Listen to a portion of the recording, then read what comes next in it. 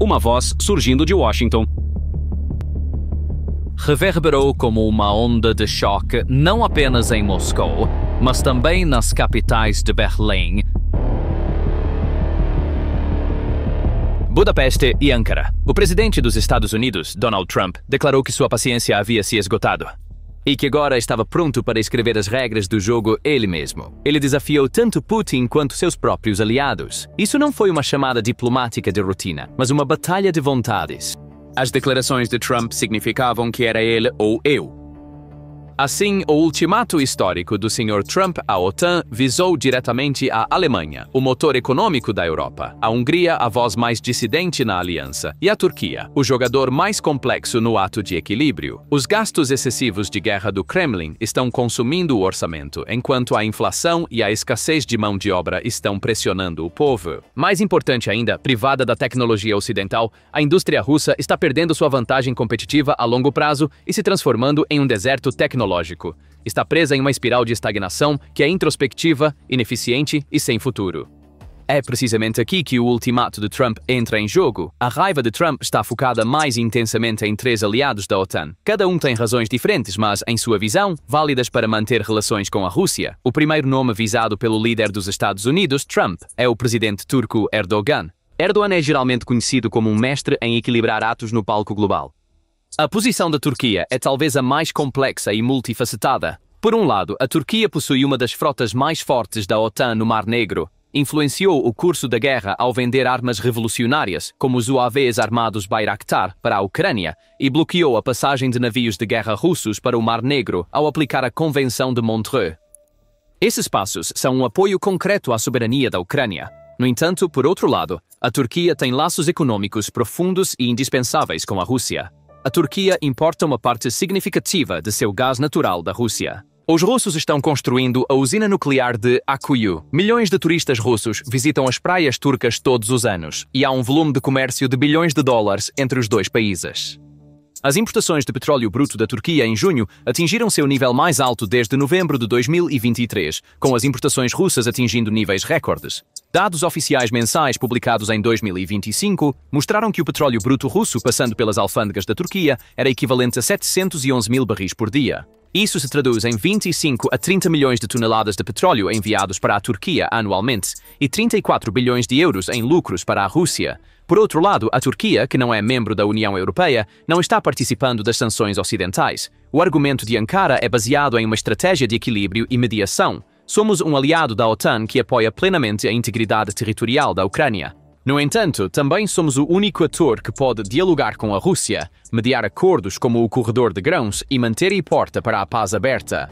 Nossos interesses econômicos e segurança energética exigem que mantenhamos diálogo com Moscou. Não estamos escolhendo lados. Estamos escolhendo a estabilidade regional e os interesses nacionais da Turquia. Embora o ato de equilíbrio implícito nessas declarações complexas às vezes levante questões no Ocidente, Ankara vê isso como uma necessidade racional. O segundo nome na lista de Trump é o chanceler alemão Friedrich Merz. A descrição do líder dos Estados Unidos sobre o Sr. Merz como relutante em impor sanções contra a Rússia tem sido amplamente discutida nos últimos dias. A razão para isso é bastante notável. A Alemanha é o motor industrial da Europa. Embora Berlim tenha dado passos significativos para reduzir sua dependência do gás russo desde o início da guerra, sua economia ainda precisa de energia a preços competitivos. Do ponto de vista de Berlim, a exigência de Trump é quase um chamado para o suicídio econômico.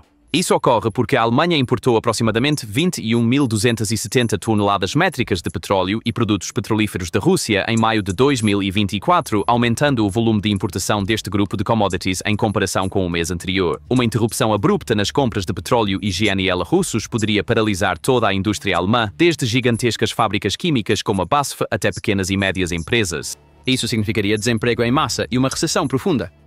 O argumento do chanceler Merz e de seu governo é bastante claro e pragmático. Merz disse que somos o maior apoiador militar e financeiro da Ucrânia na Europa. Estamos acolhendo centenas de milhares de refugiados, mas a estabilidade da Europa depende da estabilidade econômica da Alemanha.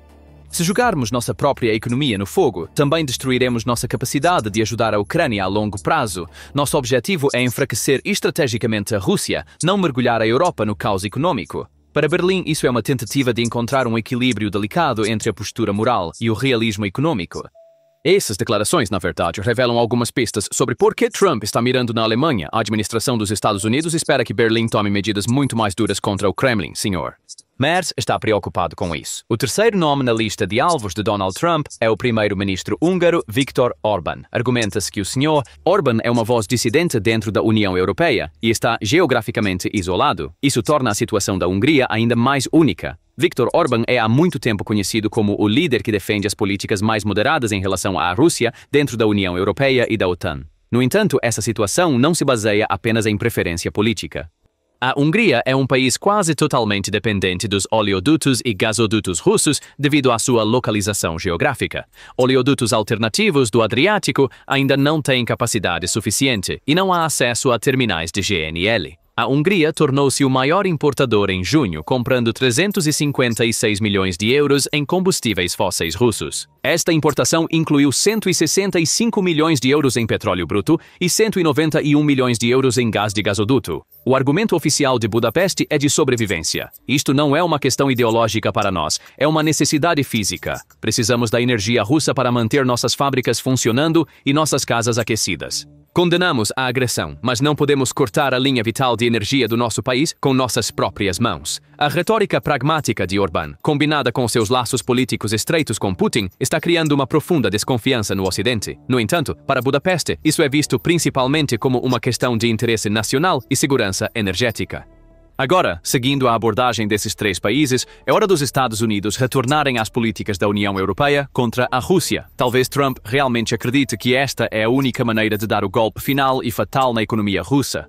Talvez esta situação seja um reflexo de sua clássica política de América, em primeiro lugar, uma tentativa de transferir mais do ônus econômico da guerra para os ombros da Europa.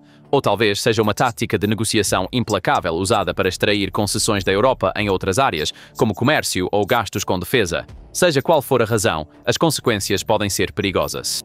Se Trump insistir em seu ultimato e impor sanções secundárias ou tarifas sobre empresas europeias que continuem a comprar petróleo russo, isso poderia desencadear uma devastadora guerra comercial entre os dois lados do Atlântico. Esta situação poderia criar uma profunda divisão dentro da OTAN, o que beneficiaria mais Putin. Poderia até arrastar a Europa para uma recessão, tornando impossível para eles sustentarem seu apoio financeiro e militar à Ucrânia a longo prazo. Assim, o ultimato de Donald Trump trouxe a Aliança Ocidental a um ponto de inflexão.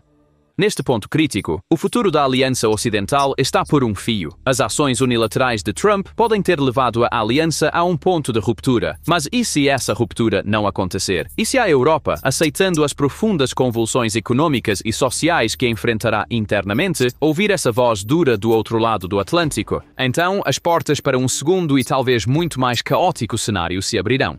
Este é o cenário em que a Europa aceita o ultimato de Trump, impõe um embargo total ao petróleo e gás russos e submete o Kremlin a uma operação de estrangulamento econômico total. Este é um movimento extremamente arriscado que visa neutralizar completamente a arma energética de Putin, mas ao mesmo tempo alteraria fundamentalmente o mapa energético global e os equilíbrios geopolíticos. Por outro lado, se a Europa apertar o botão, o plano B do Kremlin poderia entrar em ação. Vamos imaginar, sob este cenário, que a decisão histórica provavelmente seria tomada em Bruxelas após uma cúpula de emergência que duraria até meia-noite. O chanceler alemão Merz aceitará este remédio amargo, apesar do risco de incendiar a indústria de seu país, para preservar a unidade da OTAN e evitar uma guerra comercial com Washington. A Hungria receberá garantias especiais e pacotes de apoio financeiro, e um mecanismo diplomático separado será estabelecido com a Turquia. E na continuação do cenário, a União Europeia decidirá pela primeira vez em sua história interromper completamente todas as importações de petróleo bruto e GNL da Federação Russa dentro de um prazo específico. Este é, claro, o cenário que Trump deseja. Se tais notícias surgirem, a situação mudará drasticamente. Quando essa notícia chegar a Moscou, a reação inicial no Kremlin será, sem dúvida, de choque e negação de que seja um blefe. No entanto, uma vez que a seriedade da decisão seja compreendida, esse choque dará lugar a uma crise econômica existencial e a uma corrida frenética para implementar um plano B. O plano B do Kremlin não é uma nova estratégia, é uma versão esteroide, urgente e desesperada da política de virada para o Oriente que está em vigor desde o início da guerra. Neste cenário, a Rússia, que perdeu de um dia para o outro um mercado estável, rico e previsível como a Europa, deve encontrar novos compradores para os milhões de barris de petróleo e bilhões de metros cúbicos de gás que tem à sua disposição. E nessa busca, a Rússia voltará seus olhos inteiramente para os gigantes da Ásia, a saber, China e Índia. No entanto, isso é muito mais do que uma simples mudança de clientes. É um processo extremamente doloroso que significa a Rússia entregar sua soberania econômica e poder de barganha a Pequim e Nova Delhi com suas próprias mãos. Assim, neste cenário, podemos ver o modelo do urso à mercê do dragão. Nesta nova equação, o maior vencedor será, sem dúvida, a China. Pequim, que tem negociado com a Rússia há anos sobre novos gasodutos e acordos energéticos, mas foi impedida pelas políticas arrogantes e de alto preço de Moscou, poderia de repente se encontrar à mesa com um poder de barganha que nunca poderia ter imaginado. Neste cenário, o mercado europeu estaria completamente fechado, deixando a Rússia sem outro grande comprador para seu petróleo e gás. Esta é uma oportunidade histórica para Pequim. A China aproveitará ao máximo o desespero da Rússia. A primeira exigência neste cenário poderia ser grandes descontos nos preços. As empresas de energia chinesas, não tendo mais que competir com compradores ocidentais, exigiriam petróleo russo a preços bem abaixo do mercado internacional, talvez com um desconto de 30 a 40 dólares por barril. O mesmo se aplica ao gás natural que chega através dos gasodutos Power of Siberia e aqueles a serem construídos no futuro. Moscou terá que aceitar esses preços humilhantes ou enfrentar o risco de fechar completamente sua indústria de energia. Isso significaria que a Rússia se tornaria efetivamente uma colônia energética da China, entregando seu tesouro nacional à mercê de Pequim. No entanto, nesse cenário, o problema não é apenas o preço. A logística é uma dor de cabeça muito maior. O gasoduto existente Power of Siberia só pode compensar uma pequena parte do gás vendido para a Europa. A implementação de novos megaprojetos, como o Power of Siberia 2, exigiria, no melhor dos casos, uma década e centenas de bilhões de dólares em investimento. Quem pagará por isso é outra questão. É impossível para a Rússia, sob sanções, financiar um projeto dessa escala por conta própria. Isso significa que empréstimos terão que ser obtidos de bancos chineses e ditados pelos termos de Pequim. Essa nova dependência será não apenas econômica, mas também financeira. A interrupção do comércio com a Europa tornará as reservas em euros da Rússia sem valor. Todo esse potencial novo comércio de energia será conduzido na moeda da China, o yuan. Embora essa situação distancie a economia russa do dólar e do euro, ela a tornará completamente dependente do yuan e das políticas do Banco Popular da China. Em resumo, neste cenário, Putin terá colocado seu país na órbita de uma potência muito mais forte e exigente, a China, enquanto se afasta economicamente do Ocidente. Se será uma estratégia de nocaute econômico de alto risco e rápida, como Trump deseja, ou uma estratégia sustentável de longo prazo de desgaste e contenção, como a Europa prefere, só o tempo dirá. Um dos aspectos mais intrigantes desta questão é porque Trump arriscaria tanto colocando seus próprios aliados no mesmo barco que a Rússia. Se a dependência da Europa da energia russa é realmente uma escolha ou uma necessidade, torna-se claro neste ponto. O primeiro relatório, publicado em 24 de fevereiro de 2025, previu que a receita média anual da Rússia seria de 257 bilhões de euros. No terceiro ano da invasão, a UE pagou 21,9 bilhões de euros pelas importações de combustíveis fósseis da Rússia.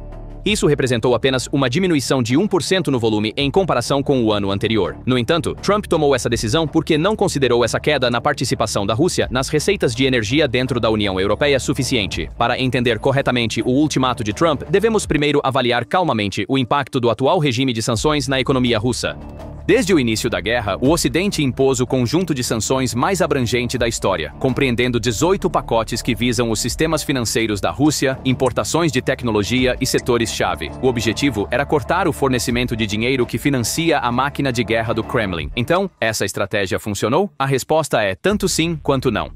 Moscou mostrou uma resiliência surpreendente diante dessas sanções. O Kremlin respondeu redirecionando petróleo e gás para a China e a Índia, estabelecendo uma frota sombra de centenas de petroleiros e sustentando a economia com gastos de guerra. Manteve artificialmente a economia viva ao aumentar os gastos de guerra e tentar preencher o vazio deixado pelas empresas ocidentais com a produção doméstica. De fora, não colapsou. Em vez disso, adaptou-se a uma economia de guerra. No entanto, havia outro lado desta moeda. Análises de think tanks globais mostram que essa resiliência é extremamente frágil. A economia russa é, na verdade, como um paciente com febre alta. Segundo ele, a contínua compra de petróleo e gás da Rússia pela Europa é como dar constantemente a este homem doente uma transfusão intravenosa. Trump quer cortar completamente essa transfusão, fazendo com que a economia russa colapse sob seu próprio peso. No entanto, para as capitais europeias, esta situação é uma aposta perigosa que pode significar acabar em cuidados intensivos enquanto tentam matar o paciente. As posições de Berlim, Budapeste e Ankara estão entre os movimentos mais críticos que influenciarão o resultado desta aposta. A decisão a ser tomada determinará não apenas o destino da guerra na Ucrânia, mas também o que a Aliança Ocidental significa.